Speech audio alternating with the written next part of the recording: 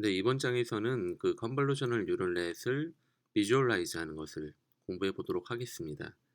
이 컨볼루셔널 뉴럴넷이 훌륭한 성능을 보인다는 것은 여러 측면에서 살펴본 바가 있는데, 어떻게 해서 그렇게 훌륭한 성능을 내는 것이냐, 이 how라는 부분에 대한 이해가 좀 더 필요한 그런 상황인 것입니다.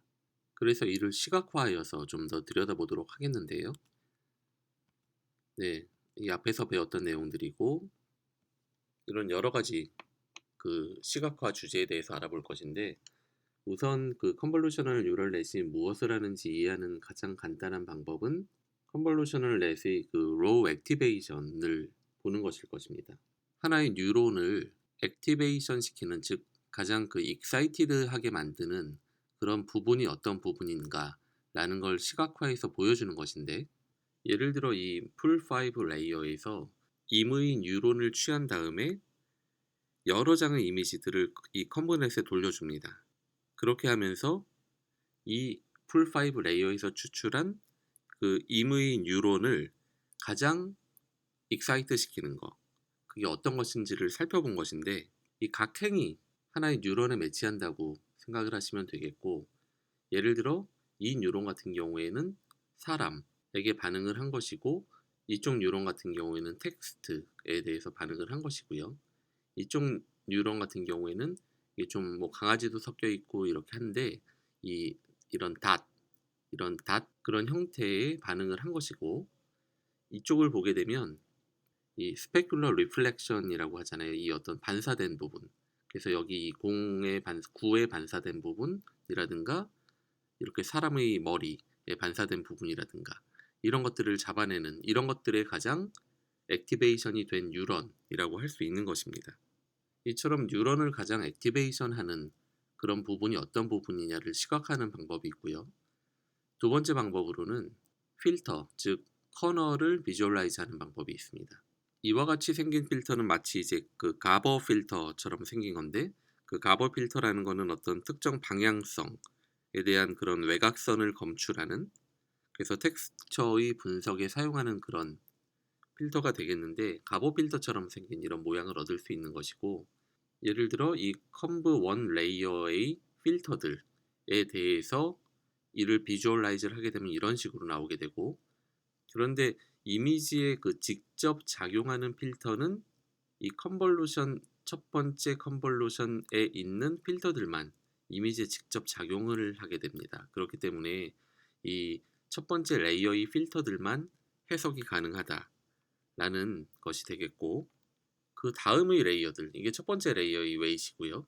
이 다음의 레이어들의 웨이트들은 사실은 이렇게 비주얼라이즈를 할 수는 있지만, 이들 웨이트들은 로우 이미지에 대한 것이 아니라 이 전 단계의 액티베이션, 즉 레이어 1의 웨이트에 의한 이 액티베이션에 대한 비주얼라이즈이기 때문에 사실 해석이 용이하지 않죠. 그래서 의미가 그렇게 크지는 않은 그런 단점이 있는 것이고요.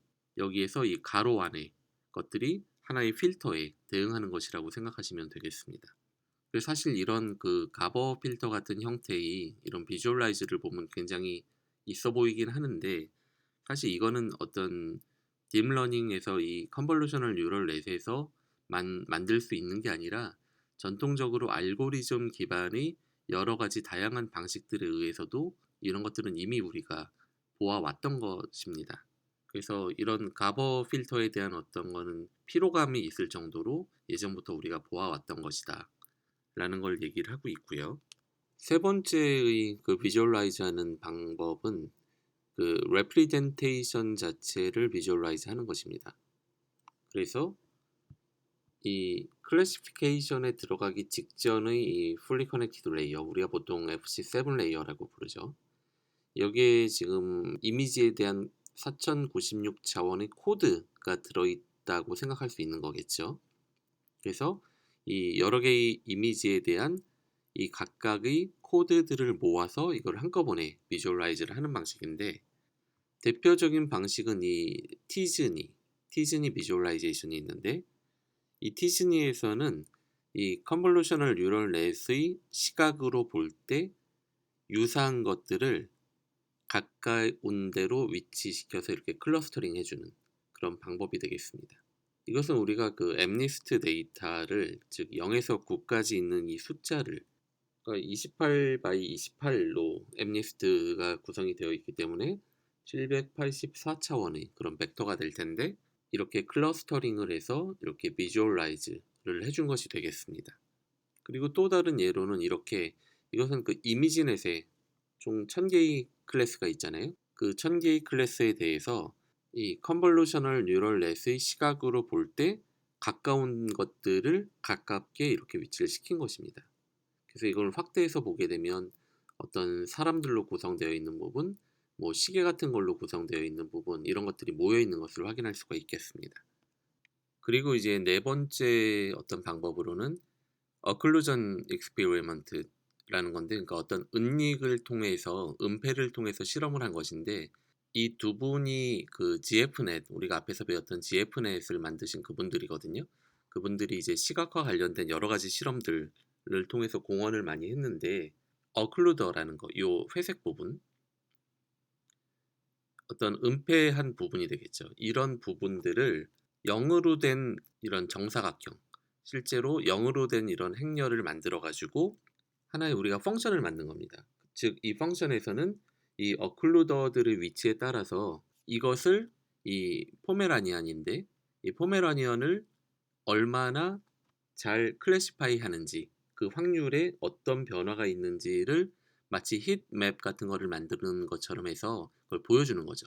그래서 이 어클루더를 이렇게 슬라이딩을 하는 거예요. 슬라이딩을 했을 때 어느 부분에 이 어클루더가 위치했을 때 이거를 포메라니안이라고 클래시파이 하는 확률이 얼마나 변하는지를 살펴본 것입니다. 그 결과가 다음 페이지에 나오는데, 우리가 예상했다시피 포메라니안 이 강아지의 얼굴 부분에 어클루더가 위치했을 때 이렇게 클래시파이 하는 능력이 확 떨어지는 거, 이 파란 부분이 이제 클래시피케이션이 많이 떨어지는 것이거든요 라는 것이고, 이 자동차도 마찬가지, 이게 카휠 바퀴 부분이기 때문에 바퀴 부분에 어클루더가 위치한 경우에 클래시피케이션 능력이 많이 떨어진 것이고, 여기에도 그 아프간 하운드라는 이 개의 주변에 어클루더가 위치했을 때 확률이 떨어지는 것을 확인할 수가 있는 것입니다. 또 하나 재미있는 것은 이 어클루더를 이 이미지의 경우에 이 사람들 얼굴에 얹었을 때 이 하운드의 클래시피케이션을 정확히 해내는 가능성이, 확률이 더 높아졌다라고 합니다. 즉 어떤 사람에 방해받지 않으면서 이 개라는 확신이 더 올라간 것이 아닌가 싶습니다. 이번에는 그러면 이 액티베이션을 실제로 비주얼라이즈하는 예제를 한번 살펴보도록 하겠습니다. Recent advances in neural networks have enabled computers to better see and understand the world. They can recognize school buses and zebras and can tell the difference between Maltese terriers and Yorkshire terriers. We now know what it takes to train these neural networks well, but we don't know so much about how they're actually computing their final answers. We developed this interactive deep visualization toolbox to shine light into these black boxes, showing what happens inside of neural nets. 우리가 지금까지 공부해온 대로 이 컨볼루셔널 뉴럴 넷을 이용해서 우리는 이미지에 대해서 매우 잘 클래시피케이션을 해내는 것을 학습을 해왔는데, 근데 여전히 이것을 어떻게 잘 클래시파이를 하느냐, 그런 어떤 하우에 대한 부분이 여전히 블랙박스로 많이 남아있다는 거죠. 그러다 보니까 이런 비주얼라이제이션 툴을 만들어서 보다 좀 시각화해서 보여짐으로써 이 블랙박스를 풀어나가는데 도움을 주고 싶다, 그런 얘기고요. In the top left corner, we show the input to the network, which can be a still image or video from a webcam. 이쪽 부분에 이제 인풋이 들어오는데, 인풋은 일반적인 이미지일 수도 있고 이런 식으로 웹캠을 이용한 영상, 동영상일 수도 있는 것입니다. These black squares in the middle show the activations on a single layer of a network. In this case, the popular deep neural network called AlexNet running in Caffe. 이 안에 있는 것들이 다 뉴런이거든요. 어디에 있는 뉴런이냐면 이 레이어, 여기에서는 컨볼루션 1 레이어에 있는 그런 모든 뉴런들이고, 여기서는 지금 알렉스넷을 기본적으로 카페에서 돌리고 있는 것입니다. By interacting with the network, we can see what some of the neurons are doing. For example, on this first layer, the unit in the center responds strongly to light. 보시면 지금 여기에서 어떤 그 하얀색 물체를 이렇게 옮기잖아요.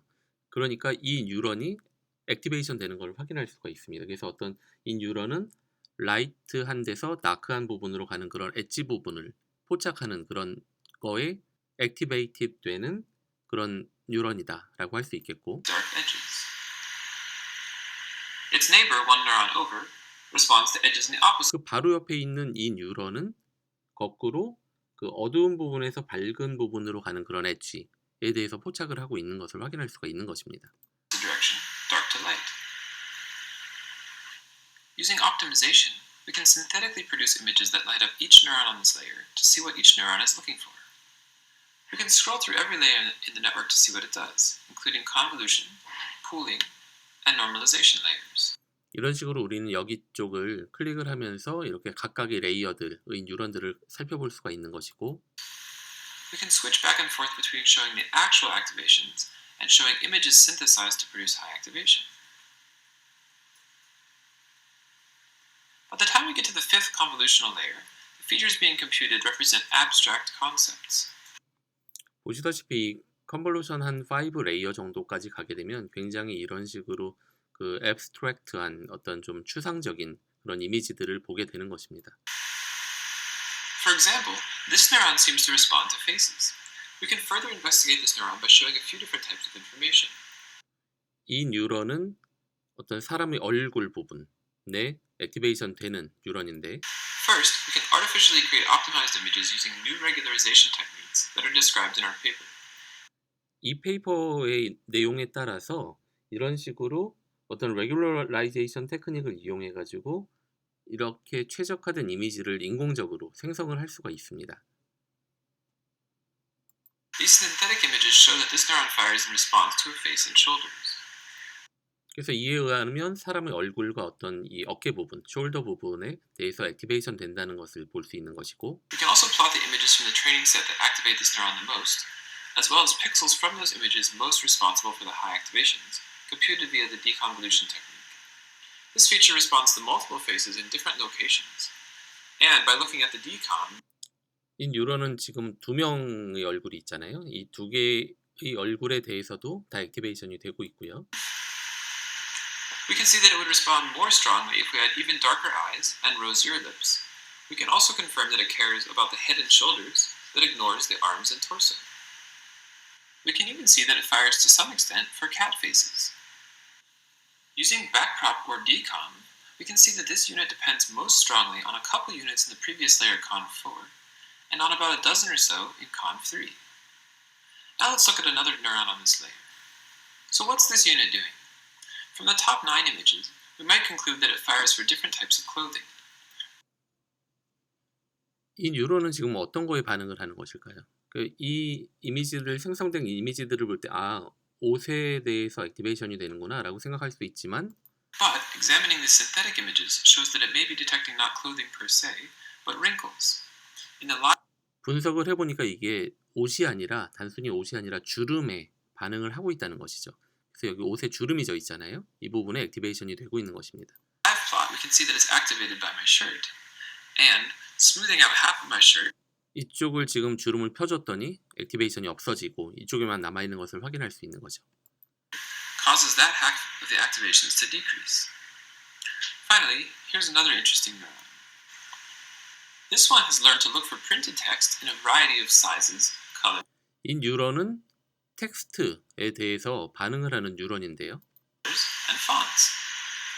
This is pretty cool because we never asked the network to look for wrinkles or text or faces. The only labels we provided were at the very last layer, so the only reason the network learned features like text and faces in the middle was to support final decisions at that last layer. 이런 것이 바로 딥러닝의 특징인데, 우리가 이런 텍스트라든가 주름을 인식해달라고 요청한 적이 없잖아요. 딥러닝이 스스로 이것들에 대해서, 특정 뉴런이 스스로 이것들에 대해서 액티베이션 되고 있다는 것이 이런 특징이 되겠습니다. For example, the text detector may provide good evidence that a rectangle is in fact a book seen on edge, and detecting many books next to each other might be a good way of detecting a bookcase, which was one of the categories we trained the net to recognize.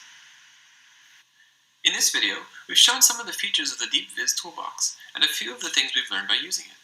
You can download the toolbox to this URL and explore for yourself. If you'd like to share what you find, you can use the hashtag DeepViz. Thanks for listening, and we look forward to seeing what you discover.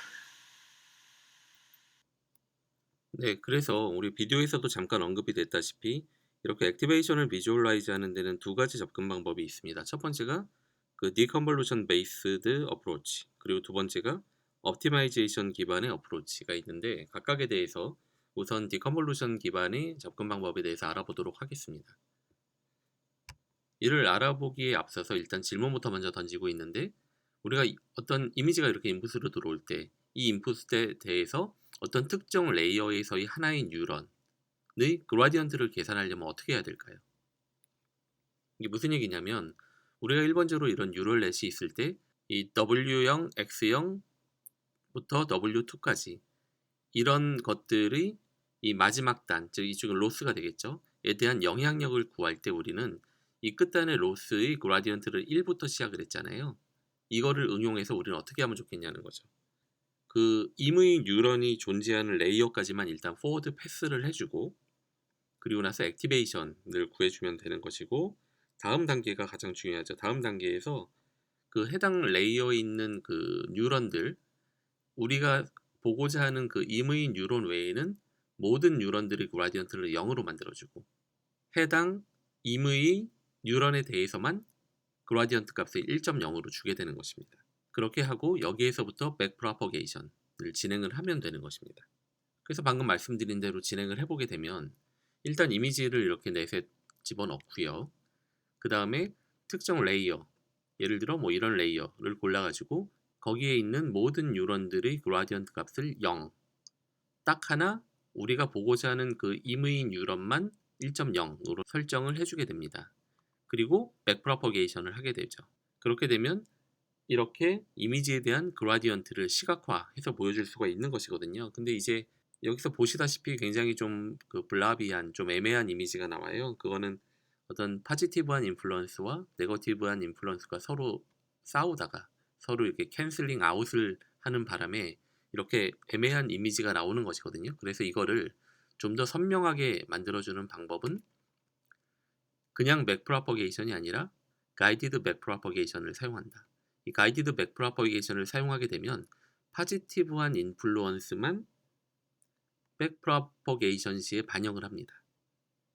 그렇게 해서 이렇게 보시다시피 선명한 이미지를 얻을 수 있는 것인데 조금 이따 살펴보겠지만 이 가이디드 백프로퍼게이션은 다른 거는 뭐 바뀐 게 없고요. 다만 렐루 대신에 모디파이드 렐루를 이용해서 이런 결과를 얻어낼 수 있는 것입니다.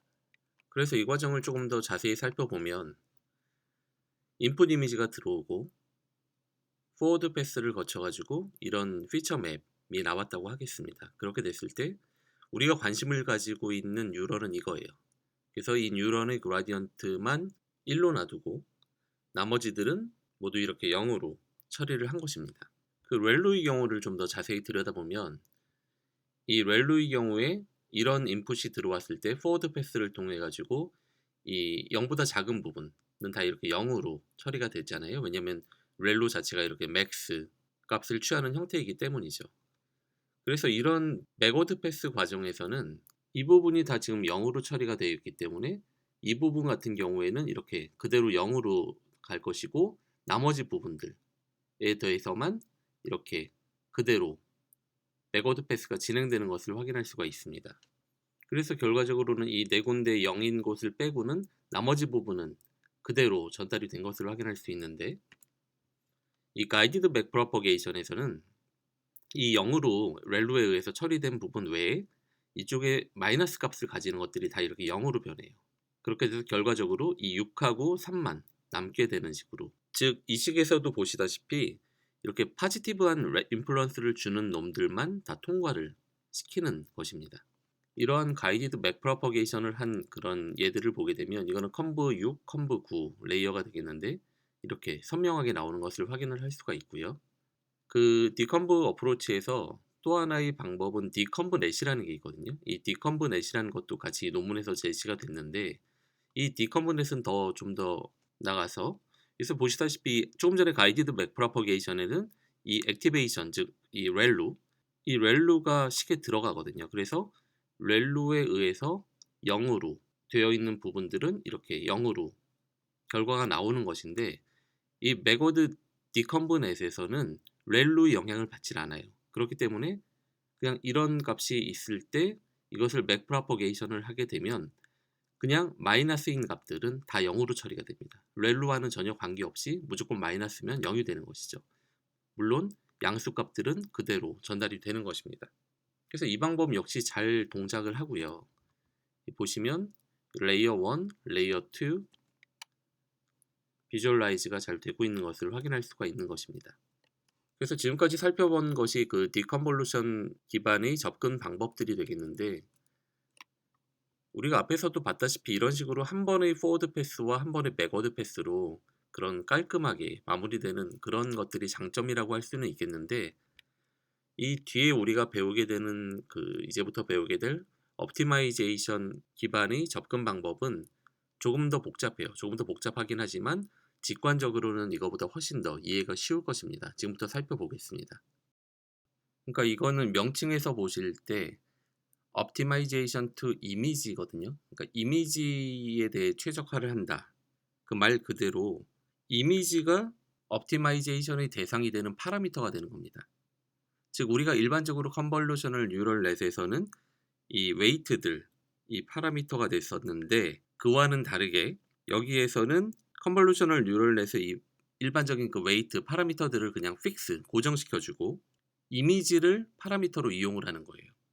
그러니까 우리가 여기서 원하는 거는 웨이트의 업데이트가 아니라 이미지를 업데이트하는 것이다, 이렇게 생각을 하셔야 되고요. 그래서 특정 클래스의 스코어를 최대화할 수 있는 그런 이미지를 우리가 찾아보려고 하는 것인데,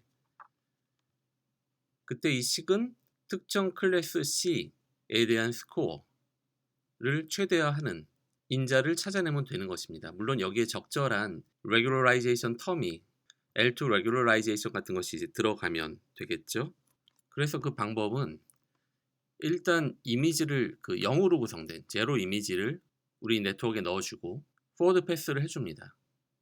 그리고 중요한 것은 이 스코어 벡터에서 우리가 관심을 가지고 있는 그 클래스에 대해서만 1로 설정을 해주고 나머지는 다 0으로 설정을 변경해 줍니다. 그렇게 하고 백프로퍼게이션을 하는 거죠. 이렇게 함으로써 우리는 웨이트의 업데이트가 아닌 이미지에 대한 업데이트를 약간 수행을 하게 되는 것이고, 그 다음에 이를 반복하면 됩니다. 다시 이 이미지를, 그러니까 제로 이미지가 아니라 방금 업데이트된 이 이미지를 다시 네트워크에 포워드 패스, 그리고 다시 스코어를 1로 만들어 준 다음에 그 특정 클래스만 다시 백프로퍼게이션 하는 과정을 계속 반복을 하게 되면 다음 페이지와 같은 그런 결과를 얻게 됩니다. 그래서 이런 덤벨이라든가 컵이라든가 달마시안 이런 것들이 이렇게 최초에는 제로 이미지로 시작해서 이 클래스가 어떤 것을 보고 이 액티베이션이 되는지를 이렇게 확인을 할 수가 있는 것이고요. 이런 그림을 보더라도 이게 이제 거위 고스인데, 이게 하나만 있는 게 한 마리만 있는 게 아니라 이렇게 여러 마리가 곳곳에 위치해서 이 클래스의 스코어를 최대한 맥시마이즈 하려고 노력하고 있구나 라는 것을 이렇게 눈으로 확인할 수가 있는 것입니다.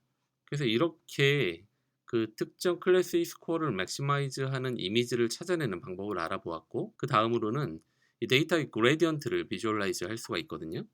기본적으로 그 데이터의 그레디언트는 3개의 채널을 가진다 라는 것을 염두에 두고 이 3개의 채널에 대해서 스퀴시를 해줌으로써 어떤 결과가 나오는지 그것을 볼 수 있겠는데, 그 방법은 이런 거예요. 그러니까 이 강아지가 있다고 할 때 강아지 이미지를 일단 컨볼루셔널 넷에 돌리고, 그리고 이 강아지 그라디언트를 1로 설정을 해줍니다. 그 상태에서 맥프로퍼게이션을 하면 그 이미지 그라디언트에 도달했을 때 그 도달한 순간에 이 RGB 3개의 채널을 스퀴시를 해버리는 거예요. 그렇게 되면 이제 어떤 1차원의 히트맵 같은 그런 것들이 생성이 되게 되는데, 그 그림은 이렇게 나오게 되죠.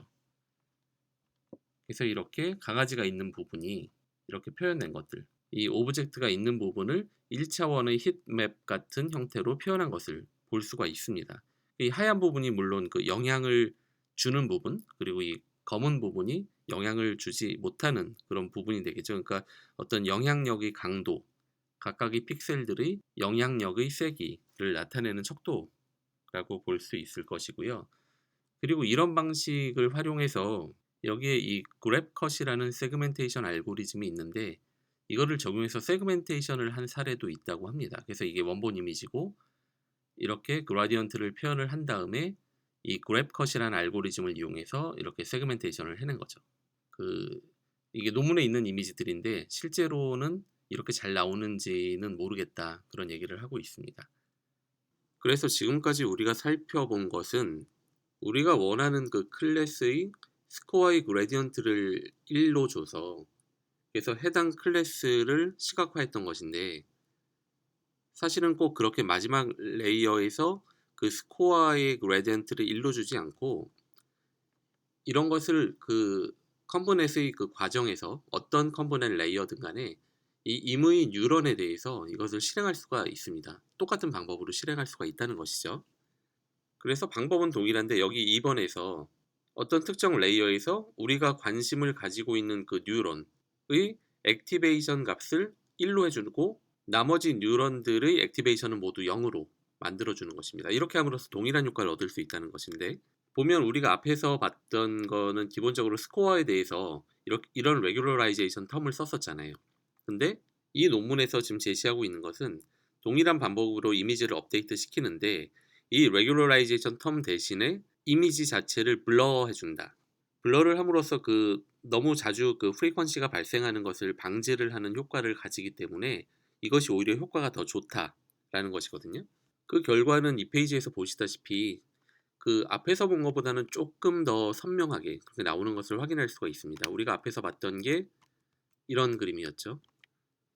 근데 그거보다는 조금 더 선명한 블러 처리를 한 그 효과. 여기에서 차이점은 앞의 과정에서는 그 regularization 텀을 L2 regularization 을 썼고 여기에서는 단지 블러 처리를 해줬다라는 거 밖에는 차이가 없습니다. 그래서 이 마지막 레이어에 이렇게 플라밍고라든가 펠리칸이라든가 이런 것들이 보이는 것이고 좀 전 단계의 레이어들 이렇게 보이고 있고 여기서 물론 이제 생각하셔야 되는 거는 그 리셉티브 필드가 이 앞단에 예를 들어 이 레이어 2, 레이어 3 이런 데서는 굉장히 작거든요.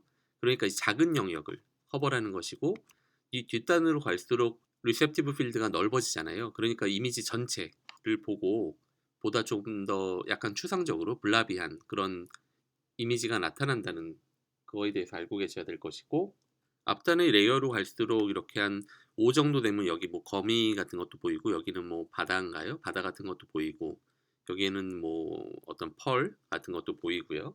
이런 식으로 그 우리가 관심을 가졌던 그 뉴런이 보고자 하는 것, 즉 액티베이션 되는 것들이 이렇게 표현이 되는 것입니다. 모든 컴보 레이어에서요.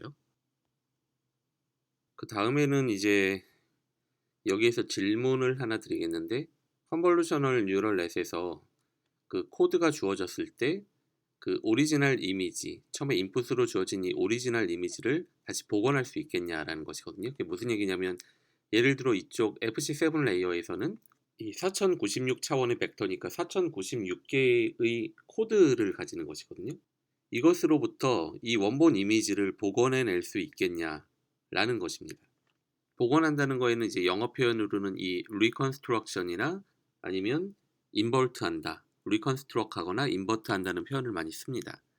그래서 여기가 우리가 그 복원해야 되는 그런 이미지는 그 코드가 주어져 있는 코드와 유사할 것이고 그리고 그게 이제 굉장히 자연스러워 보여야겠죠. 그래서 여기서 보시다시피 이 차이를 그 미니마이즈하는 그러니까 리그레션 이용해가지고 가장 유사한 이미지를 찾는 그런 과정이 되겠습니다. 여기서 임의 피처를 맥시마이즈 하는 게 아니라 어떤 특정 피처를 맥시마이즈 해가지고 이걸 찾게 되는 것인데 실제로 그 한 실예를 보면 이게 오리지널 이미지고요.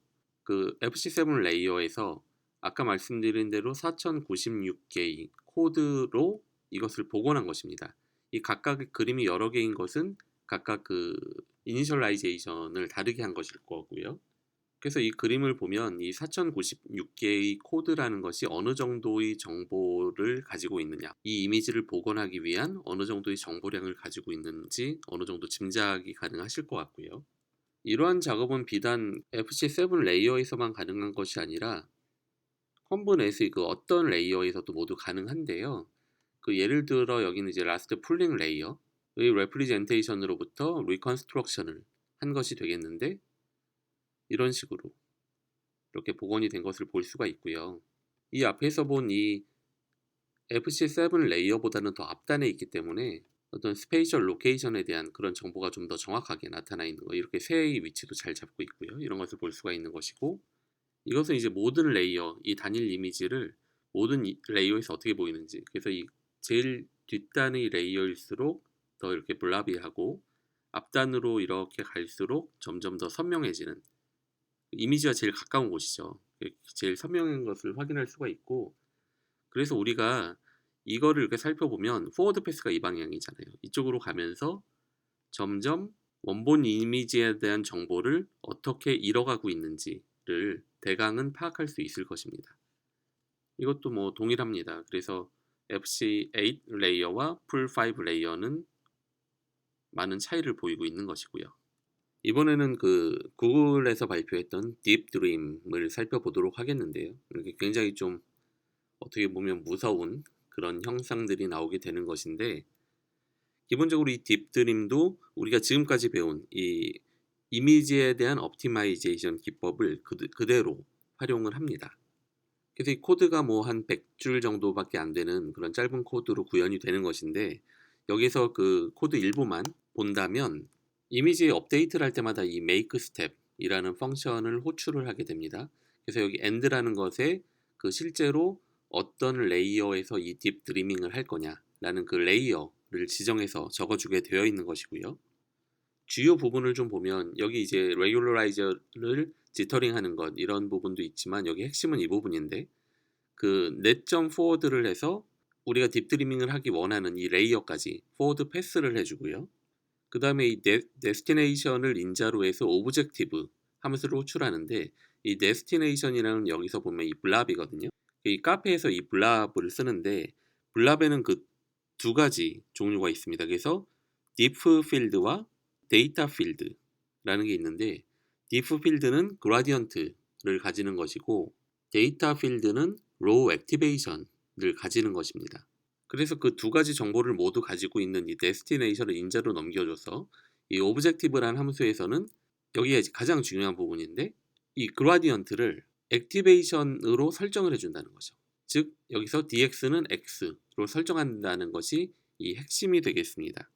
그리고 나서 이 넷점 백워드로 백워드 패스를 해주고, 이쪽에서 노멀라이제이션을 해주고, 이쪽에서 이미지 업데이트를 해주고, 여기서 클리핑 해주는, 이런 식으로 이제 구성이 되는 건데, 방금 말씀드린 대로 이 핵심은 그라디언트의 값을 액티베이션으로 그대로 설정을 해준다 라는 것이라고 말씀드렸는데, 이것이 어떤 의미일지 생각을 해보셔야 됩니다. 여기서 액티베이션은 렐로를 쓰고 있거든요.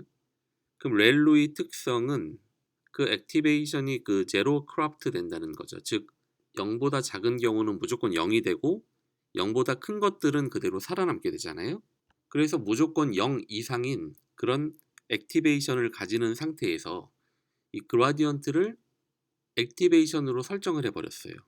근데 우리가 앞에서 이미지에 대한 옵티마이제이션을 할 때 어떻게 했습니까? 특정 클래스의 스코어라든가 또는 특정 컴브 레이어에서의 액티베이션을 1로 주고, 우리가 관심 있는 뉴런의 값을 1로 주고, 나머지 뉴런들 그리고 나머지 그라디언트들은 다 0으로 설정했었잖아요. 근데 여기는 그런 0으로 설정하는 것이 아니라 그라디언트를 액티베이션 값으로 설정을 하기 때문에 모든 액티베이션에 있어서 부스팅이 일어나게 되는 것입니다. 예를 들면 이 구름이 있어요. 이거는 그냥 구름인데, 구름이라는 게 이렇게 흘러가면서 약간 동물의 형상을 띠고 그러기도 하잖아요. 그래서 어떤 그 개를 디텍션하는 도그 디텍터가 있다고 할 때, 그 도그 디텍터가 이 그림을 보고 여기가 좀 개같이 생겼다, 그렇게 판단을 하면 그 개의 형상을 가진 그 클래스가 부스트 되는 그런 효과가 일어나는 것입니다. 그래서 이런 식으로 여러 가지 그 이미지들이 이렇게 부스트 되어 가지고 구름과 함께 나타나는 것을 확인할 수가 있는데, 특히 이제 개가 많이 나와요. 그 이유는 아주 단순한데, 그 이미지넷에 그 1000개의 클래스가 있는데 그중에 거의 200개 정도가 그 개와 관련된 그런 클래스라고 합니다.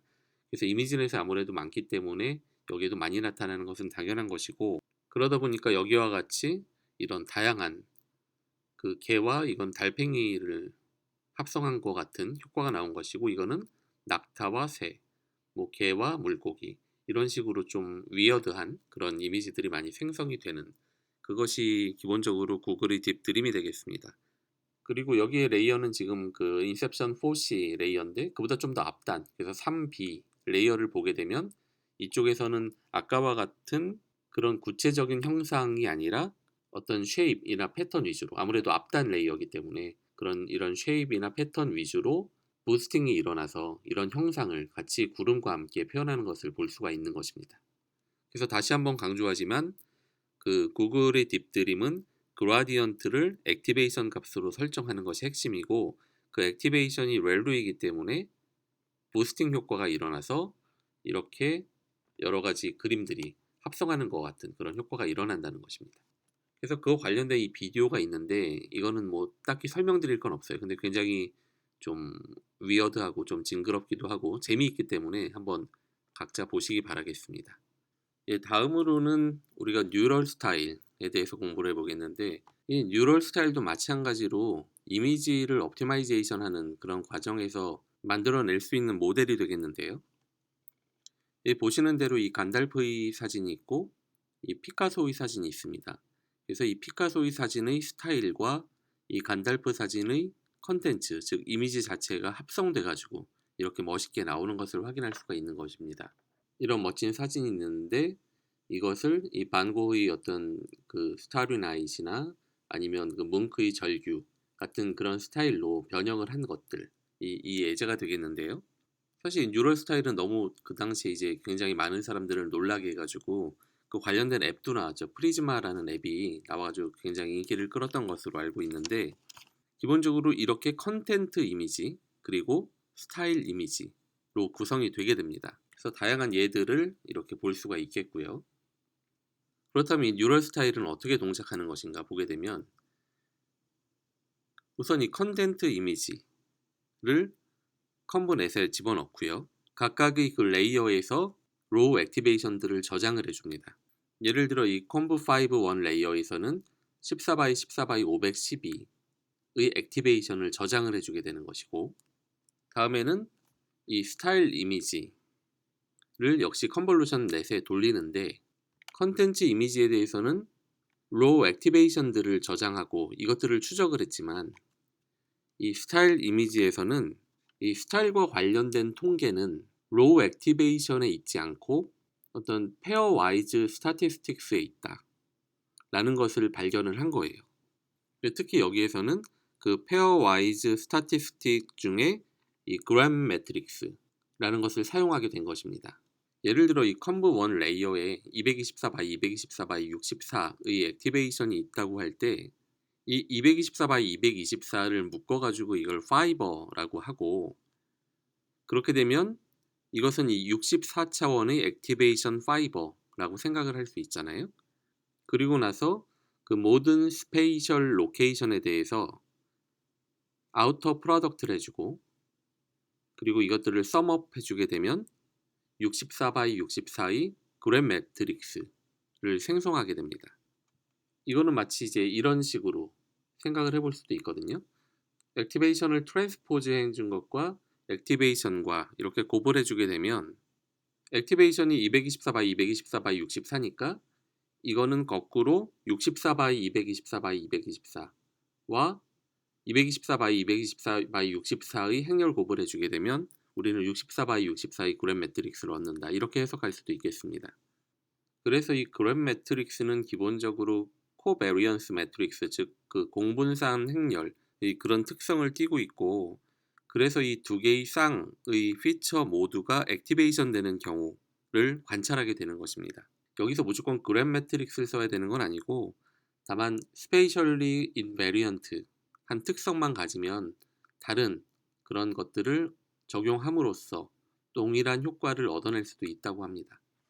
그래서 이렇게 이미지의 옵티마이제이션을 어떻게 해나가냐면, 이 컨텐트 이미지 컨텐트, 이건 즉 액티베이션들이 될 것이고, 그리고 스타일 이미지의 스타일, 그램 매트릭스가 되겠죠.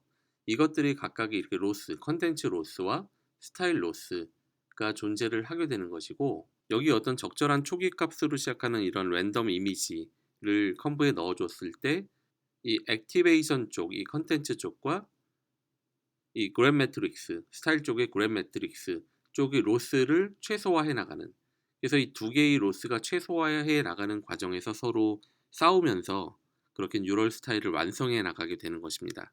여기서 한 가지 참고하실 수 있는 내용은, 우리가 아주 앞의 강의에서 그 옵티마이제이션 관련된 공부를 할 때 그 스토캐스틱 그라디언 디센트라든가 모멘텀이라든가 아담이라든가 이런 것들은 기본적으로 그 퍼스트 오더 옵티마이제이션 방법이다. 그리고 세컨 오더 옵티마이제이션 방법으로 LBFGS 같은 것이 있다라고 말씀을 드렸는데, 바로 이 뉴럴 스타일이 LBFGS로 최적화될 수 있는 그런 좋은 예가 될 수 있다고 합니다. 왜냐하면 이게 아주 뭐 휴지한 그런 데이터셋을 가지는 것도 아니고, 아주 간단한 이 데이터셋을 이용해 가지고 이 모든 데이터셋을 다 메모리에 잘 올릴 수 있고, 그렇기 때문에 그 큰 연산이 필요하지 않기 때문에 그런 LBFGS를 이용해서 최적화할 수 있는 그런 좋은 예시다라고 합니다. 그래서 우리가 지금까지 살펴본 대로 이 인풋 이미지에 대한 최적화를 함으로써 우리는 어떤 클래스의 스코어라도 맥시마이즈하는 것이 가능하다는 것을 보았는데, 매우 유용하죠. 그런데 여기서 한 가지 질문은, 그럼 우리가 이것을 이용해 가지고 컨볼루션 넷을 속일 수 있겠는가? 라는 것이고, 그 정답은 속일 수 있다는 것입니다. 이런 거를 이제 그 adversarial example이라고 하는데, 이게 최근에 캐글에도 그 컴피티션이 올라왔습니다. 네, 이게 캐글 컴피티션인데, 여기 보시면 이제 우리 그 닙스에서 같이 콜라보를 해가지고 이렇게 컴피티션을 출품을 했는데, 보시면 이 adversarial 어택에 대해서 어떻게 디펜스를 할 것이냐, 그리고 타겟티드 애드버서리얼 어택과 넌 타겟티드 애드버서리얼 어택에 대한 그런 컴피티션이 올라와 있는 것을 볼 수가 있고요. 그래서 그 예를 보게 되면 이렇게 버스 이미지가 있어요. 근데 이 버스 이미지를 인풋 이미지로 컨볼루션 넷에 집어넣는데, 타조 클래스, 그 타조 클래스의 그라디언트만 1로 설정하고 나머지 클래스들은 다 0으로 한 거예요. 이 스쿨버스도 마찬가지로 그라디언트를 0으로 설정을 한 것입니다. 그 상태로 백프로퍼게이션을 하게 되면 실제로는 우리 눈에는 이 버스와 이 버스는 거의 동일하게 보이는데, 이 버스를 타조로 클래시파이를 하게 된다는 것입니다. 이처럼 약간의 변화만으로 여기에서 예로 든 이 타조뿐만 아니라 어떤 클래스로라도 이렇게 속일 수가 있는 것입니다.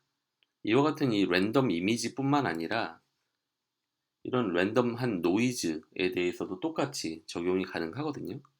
그래서 이 노이즈는 우리 눈에는 그냥 노이즈로만 보이는데 실제로는 치타로 인식을 하는 것이고, 이 얘는 이 버블로 인식을 하게 되는 것이고요. 더 나아가서 이런 어떤 특이한 패턴이나 텍스처들도 이렇게 불가사리로 인식을 한다거나 야공으로 인식을 한다거나, 그것도 이제 다 컨피던스가 이렇게 99.6% 이상으로 확신을 가지고 이렇게 클래시파이를 한다는 것입니다. 사실 이러한 결과는 이게 컨볼루션 넷에서만 있는 건 아니고 그 전에서부터 우리가 보아왔던 것인데, 예를 들어 이 가운데 이 공룡인가요? 공룡 이미지가 있는데, 이거를 이런 식으로 우리 눈에는 거의 동일하게 보이지만 약간의 어떤 변형을 거침으로써 이 이미지와 이 이미지가 호그의 레프리젠테이션에 있어서 완전히 동일하다, 그렇게 인식을 하게 된다는 것입니다. 그래서 이런 것들을 우리가 adversarial example이라고 하는 것이고요. 2014년에 그 유명한 이안 구펠로우 이분이 이제 논문을 냈는데, 뉴럴 네트워크가 adversarial 어택에 취약한 것은 그 리니어한 성질 때문이다. 그 이미지는 그 매우 고차원의 오브젝트인데, 우리가 실제로 학습을 시키는 그 이미지는 특정한 어떤 통계적 구조를 가지게 되고, 그 이미지를 학습시키는 그 데이터 매니폴드에 있어가지고 이미지가 너무 고차원이고, 또 그라디언트는 최적화를 위해서 이 백프로퍼게이션을 하면서 어떤 일이든 하기 때문에 이런 과정에서 어떤 그 저차원의 통계적 구조에 인볼브가 되게 되면서 어떤 생각하지 못했던 그런 결과들을 낳게 될 수 있다. 이런 것이 원인이다라고 얘기를 한 바가 있고요. 그래서 그 리니어 클래시파이어가 그럼 실제로 어떻게 이렇게 문제가 될 수 있는지를 한번 살펴보겠는데, 이 로지스틱 리그레션의 예이죠. 그래서 여기 이제 시그모이드 함수가 있고 그 바이너리 리니어 클래시파이어입니다. 그래서 이제 1 아니면 0인데 이 클래스 1이거나 클래스 0일 확률은 합치면 1이 될 것이고, 그래서 클래스 0이 될 확률은 1에서 클래스 1이 될 확률이 되겠죠. 그래서 0.5가 이상이 되게 될 때는 우리는 1로 클래시파이가 된다 라고 생각하면 될 텐데, 이러한 이제 숫자로 예를 들어서 보면 여기에서 지금 W 트랜스포즈 X 더하기 B 이거를 크게 만들어야지 이제 1로 클래시파이가 되게 될 거잖아요. 그래서 이 인풋이 X가 있고 웨이트가 W가 있을 때 클래스 1의 스코어는 이렇게 되겠죠. 닷 프로덕을 해가지고 이렇게 곱해줍니다. 그래서 2 곱하기 마이너스 1, 마이너스 2 더하기 1 더하기 3 더하기 2 이런 식으로 하면 마이너스 3이 나오고, 이거를 이제 시그모이드 펑션에 넣어주게 되면 0.0474라는 값, 즉 0.05니까 한 5% 정도 되죠. 그래서 클래스 1일 확률이 5%, 즉 반대로 말하면 클래스 0일 확률이 95%로 나오게 되는 것입니다. 그래서 우리가 이 x를 적대적인 x를 만들어 보자 라는 것이 되겠고, 그렇다면 이 적대적인 x를 어떻게 구성을 해야지 이걸 속일 수 있을까요? 우리는 이 1이라는 클래스로 만들어 줘야 되기 때문에 이 가중치를 보고 가중치가 양수인 경우에는 이 숫자를 조금 더 크게 만들고, 가중치가 음수인 경우에는 이 숫자를 조금 더 작게 만들어서 1에 가깝게 그렇게 만들어 줄 수가 있을 것이거든요. 다만 이 x를 속여서 적대적 x를 만들어야 되기 때문에 유사하게 보여야 되기 때문에 약간의 변형만 주게 되는 것입니다. 그래서 예를 들어 이렇게 마이너스의 가중치를 가지는 경우에는 0.5를 뺐고요. 여기도 마찬가지 마이너스이기 때문에 0.5를 빼줬고, 1인 양수의 가중치를 가지는 경우에는 이렇게 3에서 0.5를 더해서 3.5 이런 식으로 0.5씩 다 차이를 만들어 준 것입니다. 이렇게 계산을 해봤더니 여기 같은 경우 마이너스 1.5 그리고 1.5, 3.5, 2.5 이런 식으로 다 계산을 해보니까 2라는 값이 나오고, 이걸 시그모이드 펑션에 넣어줬더니 0.88이 나온 것입니다. 그러니까 우리가 분명히 앞에서는 그 1일 확률이 0.05, 5% 수준이었는데 갑자기 88%로 이렇게 증가를 하게 된 것이죠. 즉 원래 x는 클래스 0으로 분류가 되는 그런 이미지였는데 이것을 우리는 클래스 1으로 분류가 되도록 감쪽같이 속인 것입니다. 이 경우에는 우리가 단지 그 10개의 인풋 디멘전만 가지고 있는 경우인데, 사실 이미지 같은 경우에는 뭐 224 by 224 같은 식으로 굉장히 큰 차원을 가지게 되지 않습니까? 그러다 보니까 여기에서는 우리가 0.5씩 조정을 해줬지만 이렇게 큰 차원에서는 사실 훨씬 더 작은 그런 변화만, 약간의 변화만 주더라도 매우 쉽게 이런 적대적인 X를 만들 수 있다는 것입니다. 그래서 리니어 리그레션은 이런 식으로 우리가 어떤 변화를 줘야 할지 정확히 파악하고 있는 경우라면 아주 작은 변화만으로도 크게 변경을 시킬 수 있는 그런 것이 가능한 것이 문제가 될 수 있는 것입니다. 그러니까 이거는 딥러닝의 문제이거나 컨볼루셔널 뉴럴넷의 문제이거나가 아니라 기본적으로 리니어 리그레션, 리니어 클래시파이어의 문제이다라는 것입니다. 이와 관련된 예를 또 한 가지 보면, 우리가 이 시파10에서의 그 리니어 클래시파이어는 우리가 앞에 강의에서 이미 살펴본 바 있는데, 이거를 똑같이 이 이미지넷에도 리니어한 클래시파이어를 도출을 하게 되면 이런 식으로 리니어 클래시파이어들이 나오게 되는데, 여기에 애드버서리얼 이그젬플을 우리가 적용을 해보겠다는 것입니다. 여기에 이런 임의 노이즈 패턴이 있어요. 이거를 우리가 그 컨볼루셔널 뉴럴넷에 돌려봤더니 밥슬레이 그 썰매죠. 0.9%의 확률로 썰매라고 인식을 했습니다. 근데 우리가 이미 알고 있는 그 금붕어의 클래시파이어의 웨이트를 약간 가미를 합니다. 그렇게 되면 100%로 금붕어로 이렇게 인식을 하게 되는 결과가 나오는 것이죠. 여기서도 마찬가지로 이 이미지는 그 키트 폭스라고 1%의 확률로 클래시파이를 했는데 여기에 우리가 금붕어의 웨이트를 약간 가미를 해줌으로써 8%의 금붕어로 이렇게 변신을 하게 되는 것이죠. 이것도 마찬가지로 1%가 여기 스쿨버스 클래시파이어의 웨이트를 좀 가미했더니 이렇게 스쿨버스로 바뀌었고, 골드피쉬가 오히려 데이지로 잘못 클래시피케이션이 되는 것을 확인할 수가 있습니다. 그래서 여기서 다시 한번 말하지만 이 애드버서리얼 이그젬플은 비록 우리가 여기 컨볼루션을 하면서 처음 보긴 했지만 딥러닝이나 컨볼루션의 문제가 아니라 기본적으로 리니어 리그레션, 그러니까 리니어 클래시파이어의 문제라는 것입니다. 더 나아가서 이거는 사실 이미지에 국한되는 문제도 아닙니다.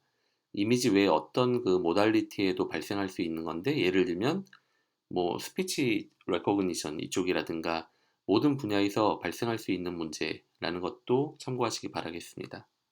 그래서 이런 어떤 적대적인 공격에 대해서 지금 이걸 막을 수 있는 정답은 아직까지는 명확히 나와 있는 상태는 아니고, 그러다 보니까 지금 캐글에도 컴피티션으로 올라온 거겠죠.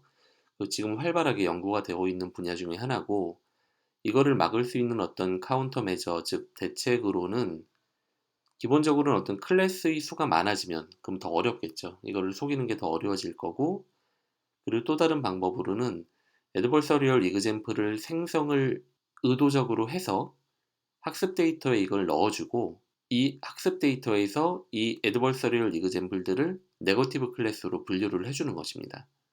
이것도 뭐 근본적인 어떤 효과적인 방법이라고 할 수는 없을 것 같고요.